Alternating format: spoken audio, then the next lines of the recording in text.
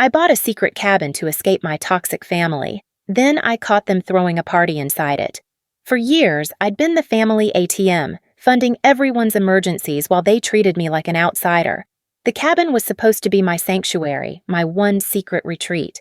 But when I saw the videos my friend sent, my own family celebrating in my space, I knew this betrayal crossed every line. They thought I was thousands of miles away. They had no idea my husband was just one call away. What happened next would change our family dynamics forever, and they finally learned the price of disrespecting me. My name is Jennifer Miller, and I need to tell you about the day my family crossed a line they didn't even know existed.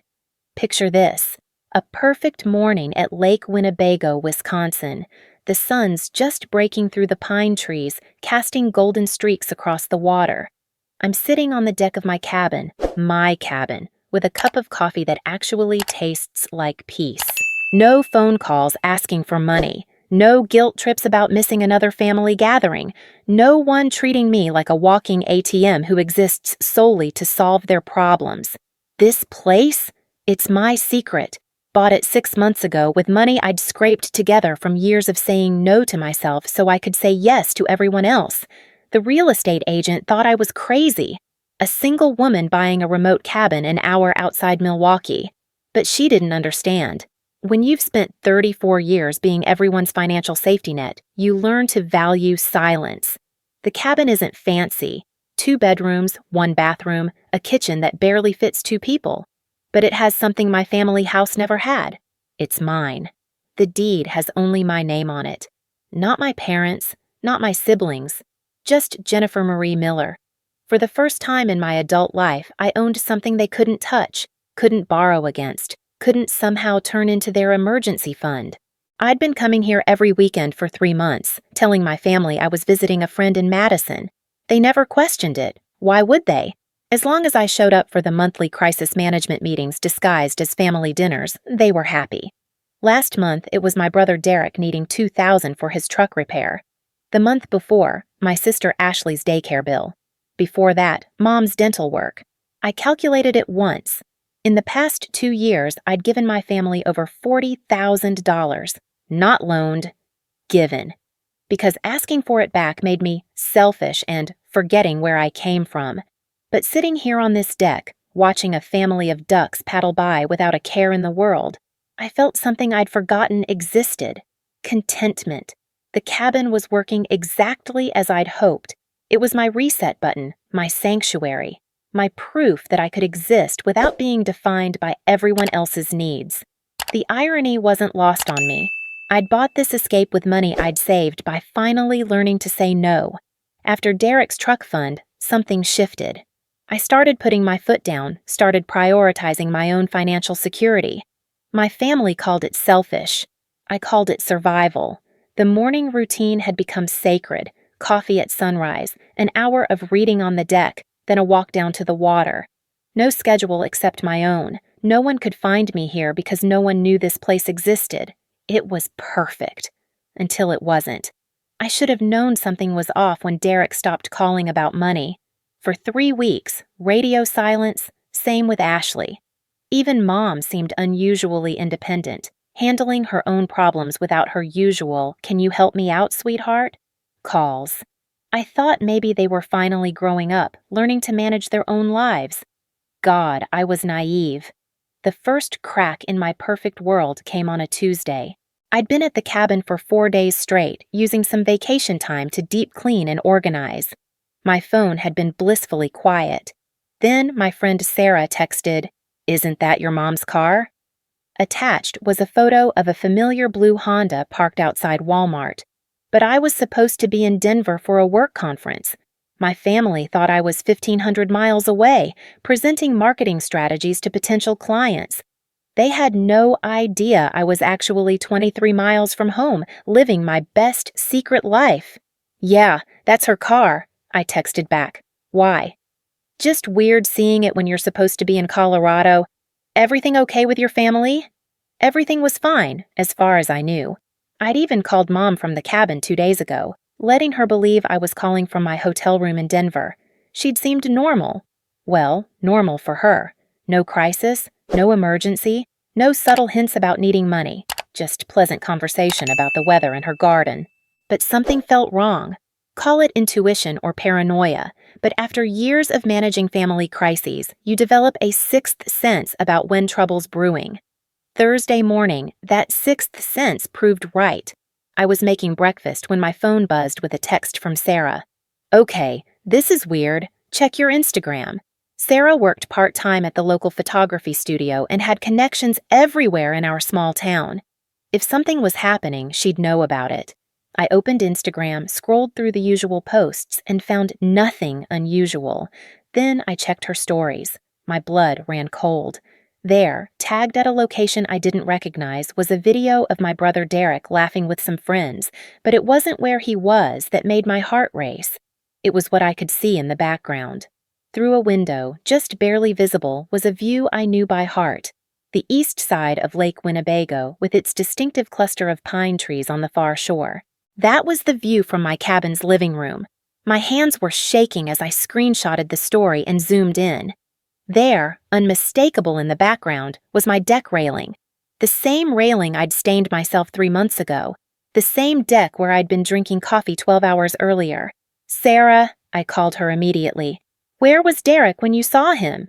"At some lake house party. Why?" "You look like you've seen a ghost." "A lake house party. At my lake house." "Send me everything," I said, trying to keep my voice steady. "Every photo, every video, every story you can find." What came through over the next 10 minutes destroyed every illusion I'd built about my family respecting boundaries. Derek wasn't just at my cabin. He was hosting a full-scale party. Videos showed at least 15 people, music pumping, drinks flowing, my living room packed with strangers. But it got worse. In one video, clearly shot from inside the cabin, I could see my sister Ashley mixing drinks at my kitchen counter. My kitchen counter, using my blender, my glasses, my expensive bourbon I'd bought to celebrate my promotion. In another, my cousin Mike was grilling on my deck, the deck I'd spent 2 weeks building myself because I couldn't afford to hire someone. They weren't just using my cabin. They were treating it like their own personal party venue. The final video was the one that broke me. My mother, was sitting in my favorite chair, the one I'd positioned perfectly to watch sunsets, laughing as she told a story to a group of people I didn't even recognize. She looked comfortable, settled, like she belonged there, like this wasn't her first time. My phone rang. Sarah. "Jennifer, I just saw another video from last weekend. This has been going on for a while." Last weekend, when I thought I was being responsible, staying home to catch up on work instead of going to the cabin, they'd been using my sanctuary while I gave them space to be independent. The betrayal hit like a physical punch. This wasn't just about the cabin. This was about everything. Every time I'd helped them out of a bind. Every sacrifice I'd made so they could be comfortable. Every boundary I'd tried to set that they'd bulldozed through with guilt trips about family loyalty. They'd found my one secret, my one space where I could exist without being their ATM, and they'd violated it. Not just used it, thrown a party in it, invited strangers into the space I'd bought with money I'd saved by finally saying no to them. I was 1,400 miles away, supposed to be in Denver, powerless to stop them, or so they thought. But here's what my family never understood about me. I might be generous, I might be a people pleaser, but I'm not stupid, and I'm definitely not powerless. I scrolled through my contacts and found the number I needed. My husband, Marcus. Marcus and I had been married for 8 years, and he was the only person who knew about the cabin. Not because I didn't trust him, but because someone needed to know where I went on weekends, and he was the only person in my life who'd never asked me for money. He'd helped me pick out the cabin, had a spare key, and understood exactly why I needed a space my family couldn't touch. He also lived 20 minutes from Lake Winnebago. "Hey, babe," he answered on the second ring. "How's Denver?" "Marcus, I need you to do me a favor, and I need you to do it right now." I could hear the shift in his voice immediately. "What's wrong?" "My family is throwing a party in our cabin. Right now, they think I'm in Colorado." Silence. Then, "Are you kidding me?" "I wish I was. Sarah sent me videos. They've been using it for who knows how long. Derek, Ashley, even Mom. There's got to be 20 people there." Jesus Christ, Jennifer, do you want me to go over there? This was why I'd married Marcus. No questions about whether I was overreacting, no suggestions to talk it out or try to understand their perspective. Just immediate support and a willingness to be my backup. Yes, but don't tell them I know, just show up.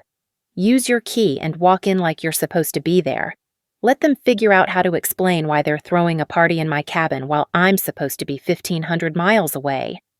Oh, this is going to be good, Marcus said, and I could hear him grabbing his keys. You want me to record it? Everything. I want proof of exactly who was there and how they react when they realize they're caught. Give me 20 minutes. This party is about to get very awkward. 20 minutes. In 20 minutes, my family was going to learn that actions have consequences, that violating someone's sanctuary comes with a price, that just because I'd been generous in the past didn't mean I was a pushover. I stayed on the phone with Marcus as he drove, watching Sarah send me more videos in real time. The party was in full swing. Derek had moved the grilling operation to the fire pit I'd built for quiet evenings alone. Ashley was taking selfies in front of my bookshelf, posing with books I'd carefully selected to create my perfect reading nook. Someone I didn't even recognize was playing cornhole with games that had been stored in my bedroom closet. They weren't just using my space, they were performing ownership of it, posting about it on social media like it was theirs, inviting strangers into what was supposed to be my private retreat. I'm pulling up to the driveway, Marcus said. There are cars everywhere. This is... Wow, they really went all out. Through the phone, I could hear music, laughter, the sound of people having the time of their lives in my space with my things. You ready for this? Marcus asked. I've been ready for years, I said. Go ruin their party. The satisfaction in his voice was audible. It would be my pleasure. I heard his car door slam, his footsteps on the gravel driveway I'd paid to have professionally installed, the jingle of keys, my keys, as he approached the front door. Then silence. Marcus, I'm about to open the door, he whispered. The music just stopped. I think someone saw me through the window. Perfect. Let them sweat for 30 seconds, wondering who was about to walk into their unauthorized party. Do it, I said. I heard the key turn in the lock, my lock on my door, to my cabin that they'd somehow decided was theirs to use. Then I heard the door open, and then I heard the most beautiful sound in the world, complete and total silence.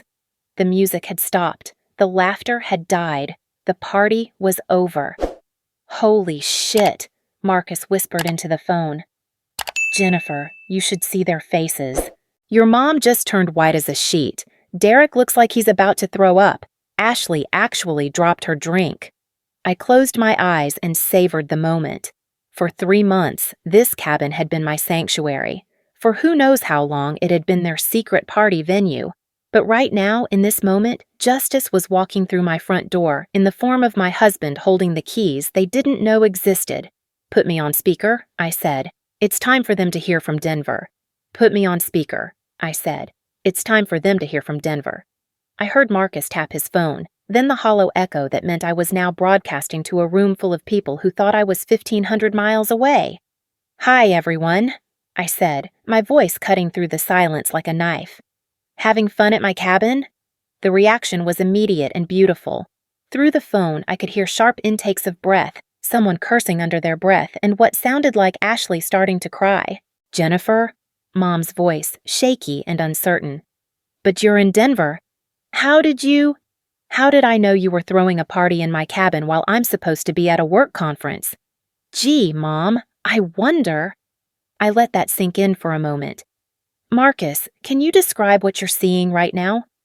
Well, Marcus said, and I could hear the satisfaction in his voice. There's about 20 people here who definitely weren't invited by the homeowner. Someone's been grilling on your deck, there's drinks all over your kitchen counter, and I'm pretty sure that's your expensive bourbon someone's been passing around. My Blanton's? I asked, knowing full well it was. I'd bought that bottle to celebrate getting my promotion 6 months ago. It had cost me nearly $200, and I'd been saving it for a special occasion. The very one. Looks like about half the bottle's gone. I closed my eyes and took a deep breath. This was it, the moment I'd been unconsciously preparing for my entire adult life. The moment I stopped being their safety net and started being someone who demanded respect. "Derek," I said, knowing he was there even though he hadn't spoken.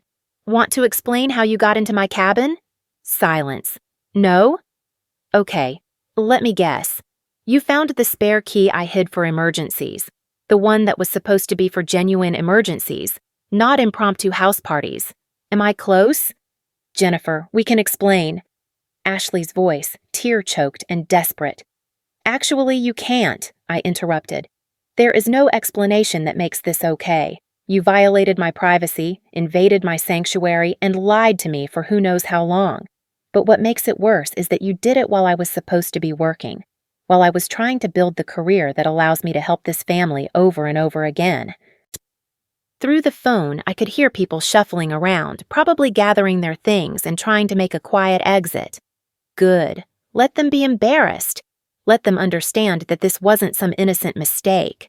"Everyone who doesn't live in this family needs to leave," I said, my voice carrying the authority of someone who'd finally found her backbone. "Now." I heard movement, hurried conversations, car doors slamming. Within 5 minutes, the background noise had decreased significantly. Good. Now, for my actual family members who are still there, we're going to have a conversation, a real one, the kind where I talk and you listen instead of the usual arrangement where you create problems and I solve them. "Honey," Mom started, her voice taking on that manipulative tone I'd heard 1,000 times before. "You know we didn't mean any harm. We just thought—" "You thought what, Mom? That because I've spent years bailing everyone out of financial trouble, my property belongs to all of you? That because I'm generous, I don't deserve boundaries?" "That's not what we thought," Derek's voice, defensive and angry. Of course he was angry. Derek's default emotion when caught doing something wrong was rage. "We just needed a place for Mike's birthday party and you weren't using it." "I wasn't using it?" I laughed, but there was no humor in it.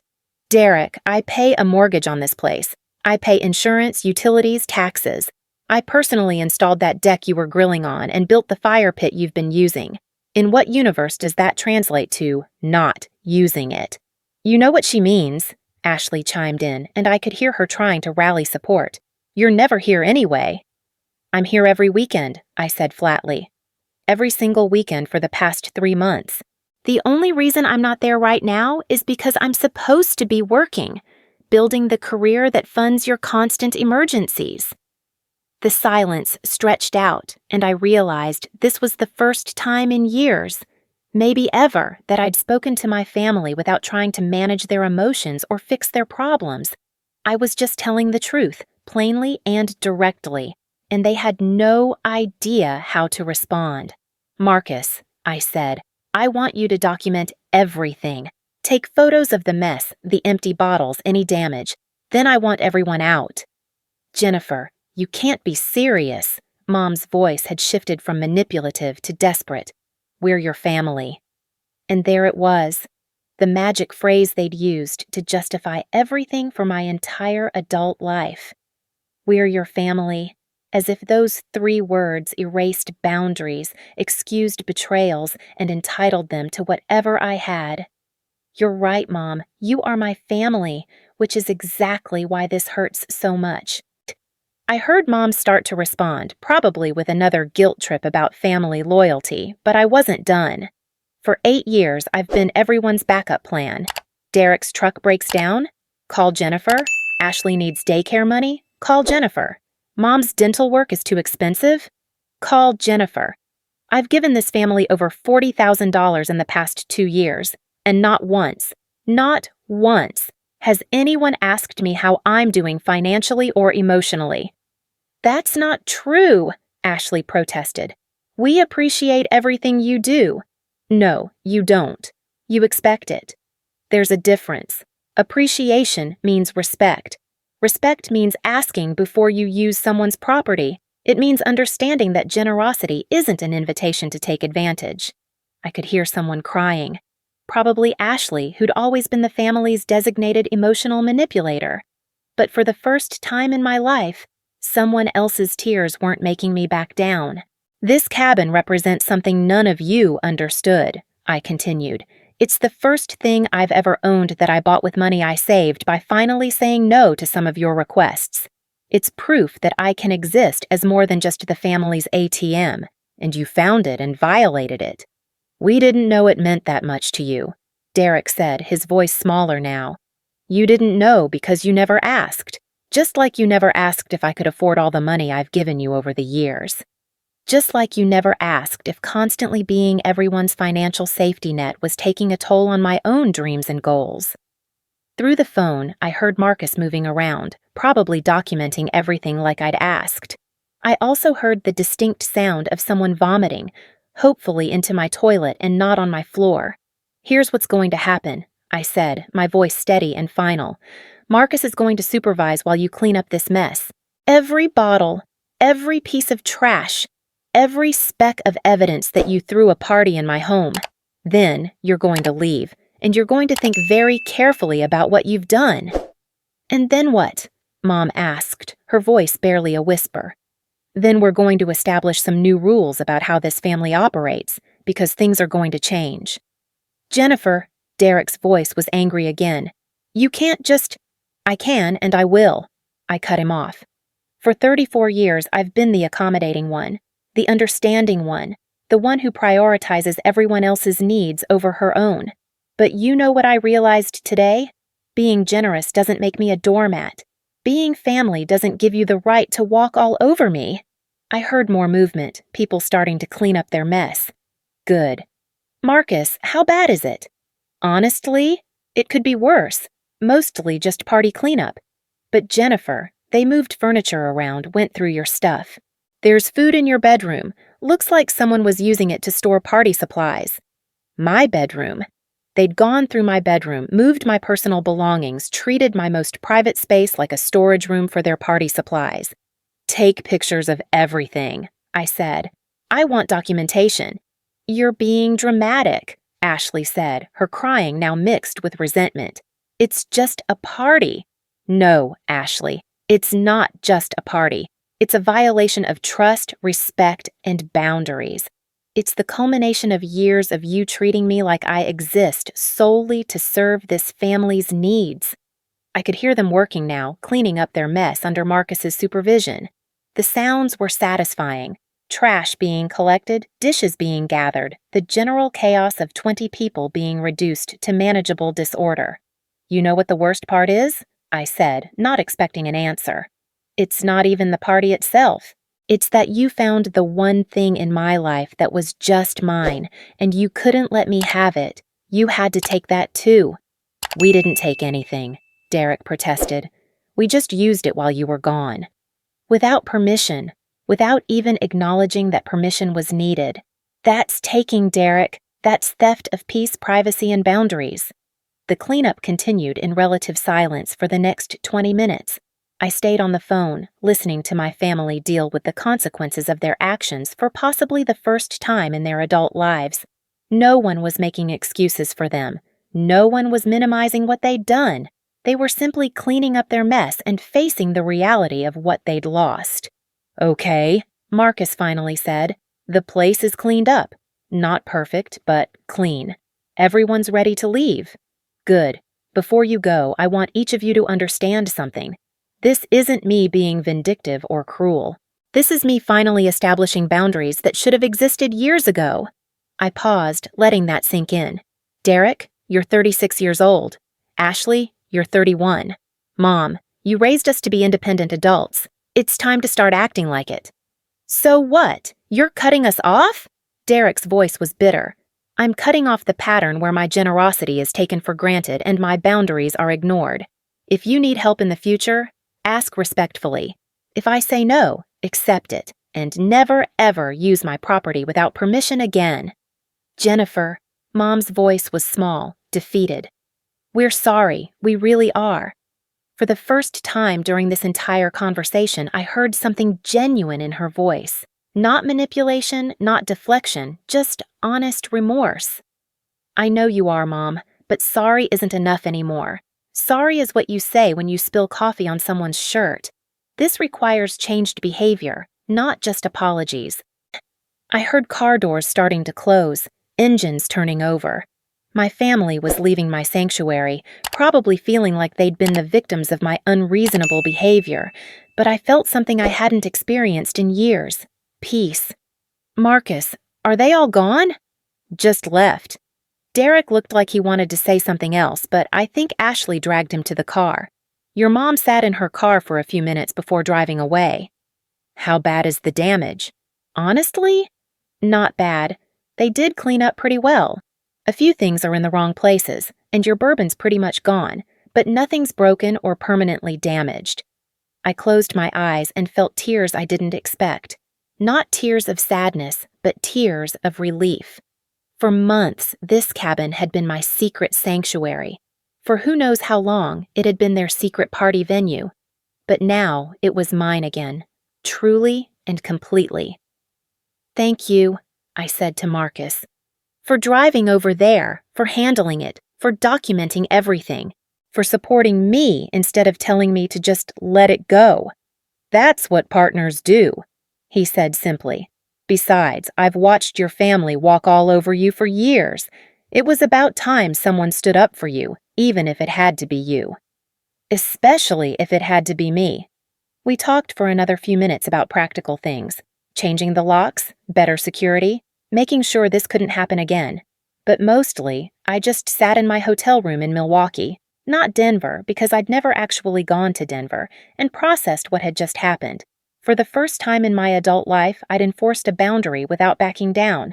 I'd caught my family violating my trust and privacy, and instead of minimizing it or finding ways to excuse their behavior, I'd held them accountable. The next morning, I drove to the cabin. Marcus met me there, and together we walked through the space that had been invaded and was now reclaimed. Everything was clean, but it felt different, violated somehow, like a sanctuary that had been breached and needed to be re-sanctified. "It's going to take some time to feel like yours again," Marcus observed, watching me move through the rooms. He was right, but as I stood on my deck, looking out at the lake where those ducks still paddled without a care in the world, I realized something important. It already felt more mine than it had before, because now it was a space I'd actively defended, boundaries I'd actually enforced. My phone buzzed with a text from Ashley. "Can we talk?" Then Derek. "This is ridiculous. You're tearing the family apart over nothing." Then Mom. "I understand you're upset, but family is more important than property." I showed the messages to Marcus, who shook his head. "They still don't get it." "No," I said, deleting the messages without responding. "But they will." Over the next week, the calls and texts continued. Ashley wanted to work things out. Derek demanded I stop being so dramatic. Mom suggested we have a family meeting to talk through this misunderstanding. I responded to none of them. Instead, I changed the locks on the cabin. I installed a security system with cameras and motion alerts. I removed the spare key from its hiding place and told Marcus he was the only person besides me who would ever have access to this property again. Most importantly, I started going to therapy. Dr. Sarah Chen was a family therapist who specialized in boundary issues and financial codependency. Our first session was revelatory.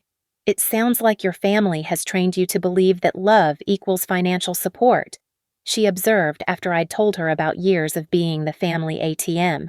"I never thought of it that way, but yeah, every crisis becomes my crisis. Every problem becomes my responsibility to solve. And when you finally created something just for yourself, they violated it. How does that make you feel?" Angry, hurt, but also relieved? Like maybe I'm not crazy for wanting boundaries. "You're not crazy, Jennifer. Boundaries aren't walls meant to keep people out. They're gates meant to let the right people in the right way."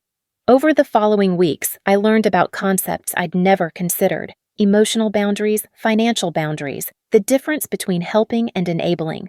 I learned that saying no wasn't selfish, it was necessary. I learned that my family's inability to respect my boundaries was their problem, not mine. Most importantly, I learned that I had been complicit in my own victimization by consistently choosing peace over boundaries, enabling over helping, and temporary family harmony over my own well-being. 3 weeks after the cabin incident, Derek called. Not texted, actually called. "Jennifer, we need to talk." "About what?" "About this ridiculous feud you're creating over nothing. Mom's been crying every day. Ashley thinks you hate us. This needs to stop." I took a deep breath, remembering what Dr. Chen had taught me about staying calm during confrontations. "Derek, this isn't a feud. This is me establishing boundaries that should have existed years ago." "Boundaries? We're family. We don't need boundaries with each other." "Actually, healthy families especially need boundaries. The fact that you think we don't need them is exactly the problem. You're being influenced by that therapist, aren't you? They're filling your head with all this psychology bullshit." "Derek, I'm going to stop you right there. My therapist isn't influencing me. She's helping me understand patterns that have been destructive for years." "What patterns? We're a close family. We help each other." "No, Derek. You create problems, and I solve them. There's a difference." The conversation continued for another 20 minutes, with Derek alternating between anger, guilt trips, and occasional moments of what might have been genuine confusion. He truly couldn't understand why I was making such a big deal out of them using my cabin. "It's not about the cabin," I finally said. "It's about respect. It's about understanding that I'm a person with my own needs, not just the family's problem solver." "So what do you want from us?" "I want you to treat me like an adult whose boundaries matter. I want you to ask before assuming you can use my things or my money. I want you to understand that generous doesn't mean unlimited." "And if we don't?" "Then we'll have a very different kind of relationship than we've had before." Derek hung up on me. But honestly, I felt lighter after that conversation than I had in years. The next day, Ashley showed up at my apartment unannounced, another boundary violation, but a smaller one. She was crying before I even opened the door. "Jennifer, please, I miss my sister. Can we please work this out?" I invited her in, made coffee, and we sat at my kitchen table, the same table where she'd cried about daycare costs 6 months earlier while I wrote her a check I couldn't afford. "Ashley, I miss you too, but missing someone doesn't mean accepting treatment that hurts me." "We didn't mean to hurt you." "I know you didn't, but intent doesn't erase impact. You violated my privacy and my sanctuary, and now you want me to pretend it didn't matter because it wasn't intentional." She cried harder. "So you're just going to cut us off? Never help us again? Never be our sister?" "I'm always going to be your sister, but I'm not going to be your ATM anymore. There's a difference." We talked for 2 hours. Ashley gradually began to understand, or at least acknowledge, that the cabin incident was part of a larger pattern. She admitted that they'd started thinking of me as the rich sister, who could always bail them out. She acknowledged that they'd stopped seeing my generosity as generous and started seeing it as automatic. "What can we do to fix this?" she asked. "Start by understanding that fix means changed behavior, not just apologies. Start by asking instead of assuming. Start by accepting no as a complete sentence. And then we can go back to normal?" "Ashley, normal was unhealthy. I don't want to go back to normal. I want to go forward to better." A month after the cabin incident, I threw my own party there. A small one, just Marcus, Sarah from work, and 2 friends from my therapy group. We grilled on the deck I'd built, drank wine I'd bought without feeling guilty about the expense, and watched the sunset over Lake Winnebago. For the first time in my adult life, I was entertaining in a space that was truly mine, with people who respected my boundaries, using money I'd spent without guilt because I'd finally learned the difference between being generous and being a doormat. My phone rang during dinner. Mom's contact photo appeared on the screen. I looked at it for a moment, then declined the call. "Everything okay?" Marcus asked. "Everything's perfect," I said, and meant it. The cabin was mine again. More importantly, my life was mine again, and that was worth more than all the family harmony in the world.